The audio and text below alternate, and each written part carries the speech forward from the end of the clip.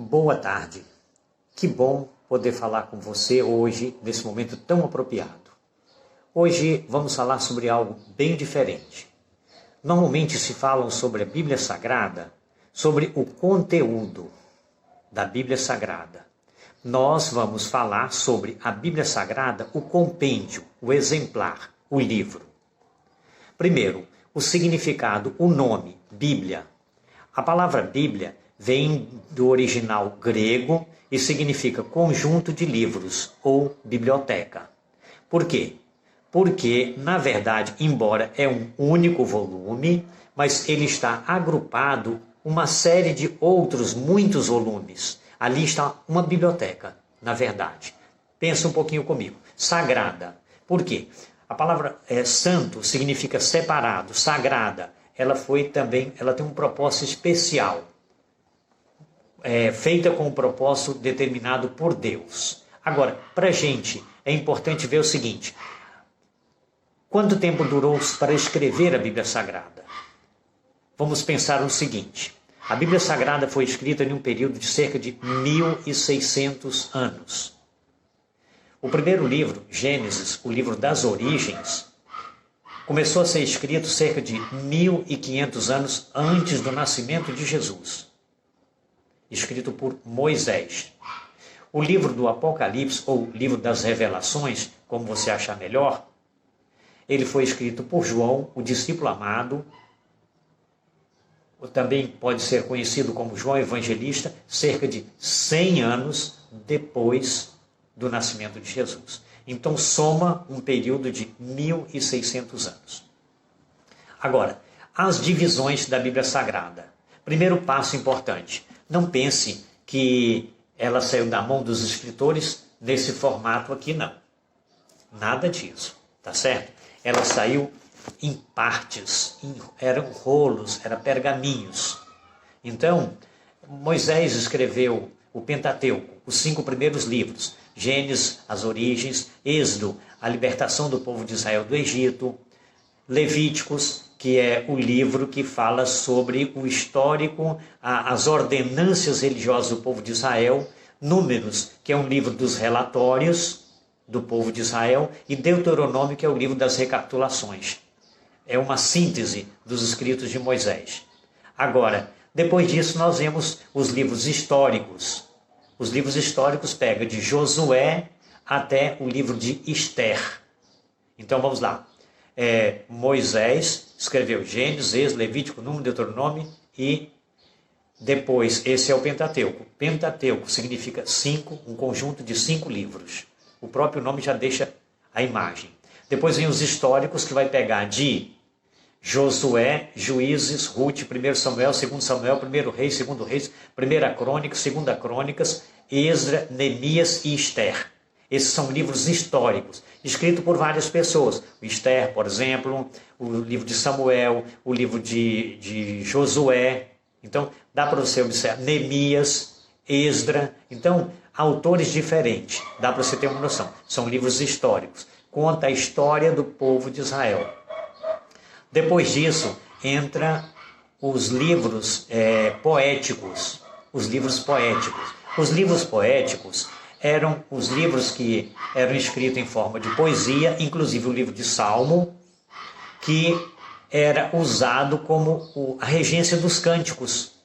Era como se fosse nos nossos dias o inário, o cantor do povo de Israel. Eles usavam para cantar. Então, esse é o ponto. Agora, veja comigo o seguinte. Depois dos livros poéticos, aí vem entrar os que nós chamamos de os profetas maiores. Os profetas maiores são 5 livros. Tá? Vou falar os nomes, depois explico o porquê. Vem Isaías, Jeremias, Lamentações de Jeremias, Ezequiel e Daniel. 5 livros. Profetas, denominados profetas maiores. Por que profetas maiores? Tem os menores? Tem os menores. Mas por que um é maior, outro é menor? A diferença é o seguinte. O profeta maior, como Daniel, que pegou mais ou menos em seus 17, 20 anos mais ou menos de idade, ele começou a vida profética dele. As revelações, os sonhos, interpretações. E passou a vida toda dedicado ao serviço do Senhor. Assim nós vemos Isaías, nós vemos Jeremias, vemos Ezequiel. Então, eles deram uma vida ao ministério. E os profetas menores? Os profetas menores pegam de Oséias até Malaquias. Então, vamos lá.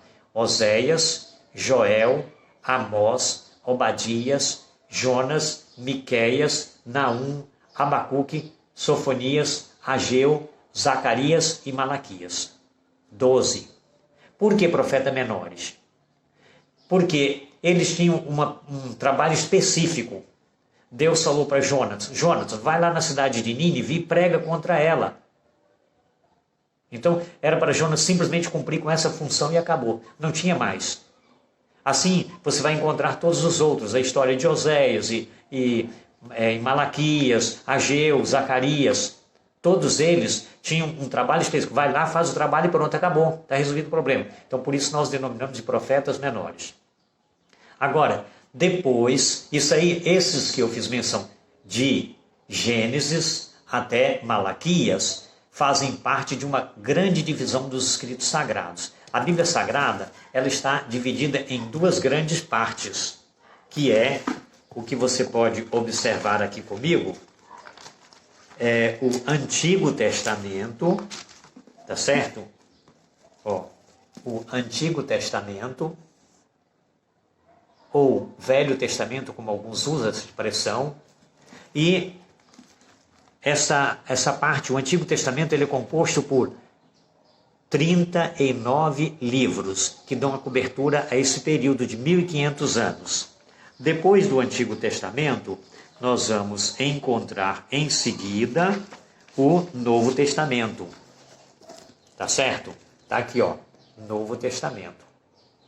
Então, essa parte maior aqui, como você pode observar, é o Antigo Testamento, 39 livros. E a parte menor, essa parte aqui, o Novo Testamento, são 27 livros, perfazendo um total de 66 livros na Bíblia evangélica, na Bíblia Sagrada, usada pelos protestantes, como dizem alguns. Mas tudo bem. Agora existe um Novo Testamento. Vamos para o Novo. O Novo Testamento também tem suas divisões. Então, o Velho, nós vimos o Pentateuco, os livros históricos, os livros poéticos, depois vem os profetas maiores e os profetas menores. 5 divisões. E o Novo Testamento? Quantas divisões tem? Vamos dar uma olhadinha. Primeiro, o Evangelho de Mateus, o Evangelho de Marcos, o Evangelho de Lucas e o Evangelho de João. 4 evangelhos. Tá certo? Agora, é bom deixar claro para você o seguinte. Esses 4 evangelhos, eles não foram escritos assim, Mateus com um pedaço de couro, um pergaminho, vendo Jesus e anotando. Opa, rapidinho, anota aí para mim. Ô João, como foi que ele falou? Deixa eu anotar. Não, nada disso. Ao contrário, ele conviveu com Jesus. Mateus e Lucas. Não, desculpa. Mateus e João conviveram com Jesus. Os dois apenas. E Marcos e Lucas, não. Mateus e João conviveram com Jesus. Os dois. Marcos e Lucas não conviveram. A experiência deles foram outra. Está notando? Nós vamos explicar nas seguintes palavras. No início do livro de Lucas, você vai ver que ele faz uma pesquisa. Jesus já tinha morrido, Jesus já tinha subido aos céus. Por sinal, devo dizer que Lucas era um médico. Ele não fez parte dos 12 discípulos. Mas ele fez uma pesquisa a pedido de Teófilo e redigiu o relatório da pesquisa em forma desse livro e mandou para Teófilo. Tá certo? Então, ele não conviveu vendo, por isso que você às vezes vai encontrar algumas aparentes contradições. O livro de Lucas fala que era um cego que estava lá na saída, entendeu? Depois, quando Jesus saiu de Jericó. Então, quando você vai chegar no Evangelho de Mateus, você pode ouvir falar que é 2 cegos. Ou foram 2 fatos diferentes, ou foi um relato através da pesquisa que ele pegou esses dados. Mas Mateus esteve vendo o dia a dia. Lucas não teve. Deu para ver a diferença? Marcos também. Marcos não acompanhou o dia a dia. Ele escreveu o que ficou sabendo. Tá certo? Agora vamos mais um pouquinho. Então nós encontramos os evangelhos compostos de 4 exemplares. Depois vem as epístolas paulinas. Epístolas paulinas. As cartas paulinas. As cartas que o apóstolo São Paulo escreveu. Tá certo? Então, quais foram as cartas escritas pelo apóstolo São Paulo? No Novo Testamento, o maior escritor foi Paulo. Escreveu as cartas. Ele escreveu assim, antes de entrar nas cartas paulinas, tem um livro histórico. Esse livro histórico, ele é denominado como o livro de Atos, ou Atos dos Apóstolos. A história dos apóstolos. Mas, se fôssemos falar também, não estaria errado em dizer o Evangelho do Espírito Santo. Seria até um bom nome sugestivo para o livro de Atos. O livro de Atos também foi escrito por Lucas. Quando você vai lá nas primeiras frases do livro de Atos, você vai ver que ele está fazendo menção também dessa pesquisa. Tá certo? Só que agora ele já estava convivendo. Ele conviveu com Paulo, agora ele já estava mais perto. Esse não foi de mera pesquisa à distância, ele já esteve mais perto. Então, esse é o ponto importante. Então, nós encontramos os evangelhos, compostos de 4 exemplares, o livro de Atos, que é um livro histórico, agora vem as epístolas paulinas. As epístolas paulinas, elas são compostas dos livros o seguinte: Romanos, 1º e 2º Coríntios, ou seja, 1ª e 2ª carta aos Coríntios, Gálatas, que é uma carta, Efésios, Filipenses, Colossenses, 1 Tessalonicenses, 2 Tessalonicenses, 1 Timóteo, 2 Timóteo, Tito, Filemon e... Vou dar uma pausazinha. Essas são cartas reconhecidas oficialmente como escritas por Paulo. E a carta de Hebreus?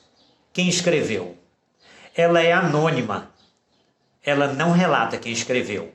Mas subentende os estudiosos, pelo conteúdo, pela linguagem da carta, admite-se que foi Paulo que escreveu também. Tá certo? Então, agora vamos para quase que a última arrancadinha. As cartas universais. Cartas universais. Elas foram escritas por Pedro. Pedro escreveu 1ª e 2ª carta. 1ª e 2ª carta de Pedro. Tá certo? Depois João, aquele discípulo amado que escreveu lá o Evangelho de São João, logo depois do livro de Lucas. Então, ele também escreveu 3 cartas. Ele escreveu a 1ª carta de João, a 2ª e a 3ª carta de João. Tá certo? E depois dessas daí veio, teve Tiago antes de Pedro. Então vamos repetir. Tiago escreveu uma carta. Tiago, irmão do Senhor, ele se identifica assim. Não quero criar polêmica por enquanto, fico por aqui. Tiago, irmão do Senhor, escreveu uma carta. Pedro escreveu 2 cartas e João escreveu 3. Tá certo? 1ª, 2ª e 3ª carta de João, ou epístola de João, como achar melhor. Depois Judas. Esse Judas não é o Judas que traiu o Iscariote, é Judas, irmão do Senhor. Outro, era nome popular da época. Hoje ninguém quer ter o nome de Judas. Ninguém coloca o nome no filho de Judas. Naquele tempo, era comum. Então, tinha um Judas reconhecido como irmão do Senhor. Não vamos entrar nesse detalhe também no momento. E fecha com o livro das revelações, ou seja, o livro do Apocalipse. Algumas pessoas têm um receio do Apocalipse, achando que é um mistério, é um bicho que fala, é um livro que fala sobre os bichos, sobre as feras, sobre as coisas complicadas, as catástrofes. Não, nada disso. Apocalipse não tem segredo, é o livro das revelações. A palavra diz Apocalipse, revelações. O livro das revelações. Então está tudo claro para quem tem interesse em querer aprender, para quem quer buscar, para quem quer entender. Para quem não quer, diz que para quem quer, dá-se um jeito. Para quem não quer, dá-se uma desculpa. Agora verifique. Então, o Apocalipse também foi escrito por João, o evangelista. Então, João escreveu o Evangelho de João, a primeira, segunda e terceira carta de João e o Apocalipse. Foram 5 exemplares. O Evangelho, as 3 cartas e o livro das Revelações. Deu para ter uma ideia. Então, o Velho Testamento é composto de 39 livros. O Novo Testamento é composto de 27 livros. Somando tudo, faz um total de 66 livros. Tá certo? Agora, vocês tentem imaginar a cultura completamente diferente. O poder aquisitivo de cada um completamente diferente. Se você pensar na situação geográfica, cada um também em um local completamente diferente. Se você for pensar na época, cada um em uma época completamente diferente. E todo mundo escreveu. E a coisa encaixou tão perfeito como uma engrenagem. Uma coisa perfeita. Veja só o seguinte, olha que beleza. Vamos pensar. Salomão, o sábio Salomão, escreveu. Moisés, um culto, também escreveu. Mas você vai encontrar Amós, um boiadeiro, escrevendo. Está notando como que o negócio mudou? Completamente diferente, mas escreveu. Agora, não entra em contradição nenhuma. Você vai para o Novo Testamento, você vai encontrar Paulo, como se fosse um advogado de nossos dias, um homem culto. Tá certo? Então, mas se você for observar Pedro, você vai encontrar um pescador, uma pessoa meia rude, reconhecido, entendeu? Como pescador. João foi considerado pescador, apelidado de filho do trovão. Só para você ter uma ideia que figura que era essa, filho do trovão. Imagine quem era o pai dessa imagem e como que esse filho foi criado para chegar desse jeito. Depois de tudo isso, aí eu devo dizer o seguinte: como que tudo isso se harmoniza com tanta perfeição? Como que se encaixa com tanto? Tem que ter alguma coisa de especial. Aí, a segunda carta do apóstolo Pedro, no capítulo 1, no verso 20 e 21, diz que a profecia nunca foi dada por vontade do homem, mas que os homens santos falaram da parte de Deus movido pelo Espírito Santo. Isso é que fez Moisés escrever e encaixar com tudo que todos os outros escreveram. Não há contradição, porque antes de tudo tinha um coordenador atrás de cada cena, o Espírito Santo. Agora, tem um fato que não podemos esquecer. Você pode falar, e os livros que a Igreja Católica tem, os 7 livros a mais, que são o seguinte: Tobias, Judite, Sabedoria, Eclesiástico, 1º e 2º Macabeus e Baruque. Onde que ficam esses nomes? Esses nomes não entram nesse cânon, por uma simples razão. Eles não harmonizam nessa engrenagem. Os dentes dele não encaixam. A mensagem deles se contradiz e quebra o vínculo. Por isso que eles não estão ligados. O ensino dele não bate com o ensino que nós encontramos nos outros 66 livros. Por isso que eles não estão aqui. Agora, bom para você é o seguinte: com tanta perfeição, com tanta harmonia, um livro, o mais vendido do mundo, o mais lido do mundo, o mais traduzido do mundo, existente há tantos séculos, por que menosprezado?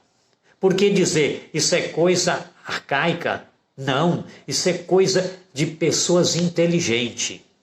E você deve aproveitar a oportunidade, já que é uma pessoa também inteligente, e usar esses recursos que estão à sua disposição. Vamos aproveitar a oportunidade. Evangelho de São João, capítulo 5, verso 39, diz assim: examinai as Escrituras, porque julgais ter nela a vida eterna, e são elas mesmo que testificam de mim, disse Jesus. Elas testificam de Jesus. Elas ensinam no caminho da salvação. Elas transformam vida. Se você não quer ser transformado, você tem uma boa razão para não ler a Bíblia Sagrada, para não estudar a Bíblia Sagrada. Mas se você Se você acha que você pode melhorar em alguma coisa, você tem uma grande oportunidade. Se estudar, se ler, se dedicar à Bíblia Sagrada, você vai conseguir sem perceber. Isso é imperceptível. Você nem nota que essa transformação está ocorrendo em você. Alguém vai olhar para você depois e dizer, poxa, interessante, hein? Como você está diferente. Que Deus seja louvado por essa transformação. Leia a Bíblia Sagrada. Aproveite a oportunidade. Não perca tempo. Use desse recurso tão precioso que Deus colocou à nossa disposição. Aproveite a oportunidade. Tire sistemática e diariamente um tempo especial para ela. Não deixa para a última hora do dia. Evangelho de São Mateus, capítulo 6, verso 33, diz assim: buscai, pois, em primeiro lugar o reino de Deus e a sua justiça. As demais coisas vos serão acrescentadas. Então, o importante para você não é simplesmente buscar a Deus. Buscar a Deus é importante, mas importante ainda é buscar a Deus em primeiro lugar. Esse é o fator. E busca-se a Deus através da palavra dele. Agora, não esqueça disso. Com a oração, você fala a Deus. Com a leitura da Bíblia, Deus fala a você. Agora vem a pergunta: qual é mais importante? Você falar a Deus ou Deus falar a você? Esse é um diálogo. Isso tem que estar junto, tem que harmonizar. Tem que fazer parte dessa engrenagem.